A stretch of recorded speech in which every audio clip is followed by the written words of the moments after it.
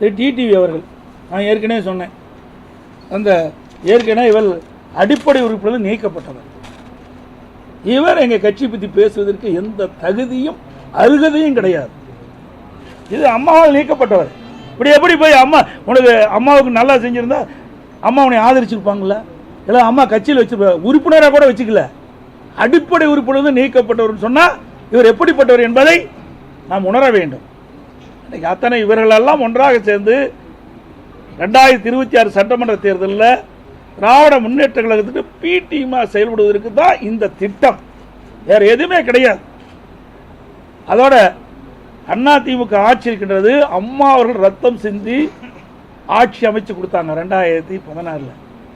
அந்த ஆட்சி கவிழ்ப்பதற்கு 18 எம்எல்ஏக்களை இன்றைக்கு கட்சியிலிருந்து அதை வெளியேறி அழைத்திட்டு போன இந்த டிடிவி. இவர் எப்படி இந்த இயக்கத்துக்கு விசுவாசமாக இருப்பார்? இப்படி இந்த இயக்கத்திற்கு துரோகம் செய்தவர்கள் அவர்கள்தான் இன்றைக்கு அடையாளம் காட்டப்பட்டிருக்க என்பதை நேரத்தில் குறிப்பிட விரும்புகிறேன்.